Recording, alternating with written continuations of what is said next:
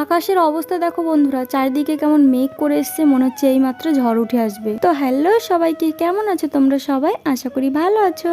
বলতে না বলতেই দেখো কি পরিমাণে বৃষ্টি আর ঝড় উঠে আসলো। জানালার ধারে বসে ঝড় বৃষ্টি দেখতে বেশ ভালোই লাগে, কিন্তু মেঘের গর্জন আর বিদ্যুৎ চমকানি ওটা কিন্তু একদম ভালো লাগে না, ভয় করে খুব। এখন বাজে বিকেল 5টা, আমি আর মেয়ে বেরিয়ে পড়েছি কয়েকটা ফুল গাছ কিনবো জন্য।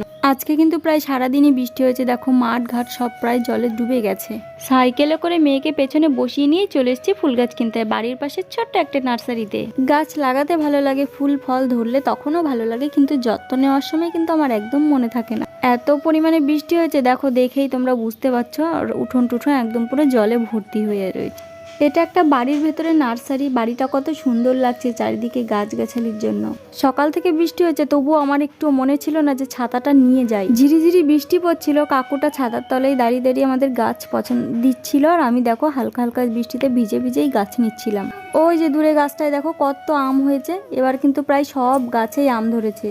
আমাদের গাছ নেওয়া হয়ে গেছে, রাস্তার ধারে দাঁড়িয়ে আছি কখন বা বাড়ি যাব বৃষ্টিটা কমলে।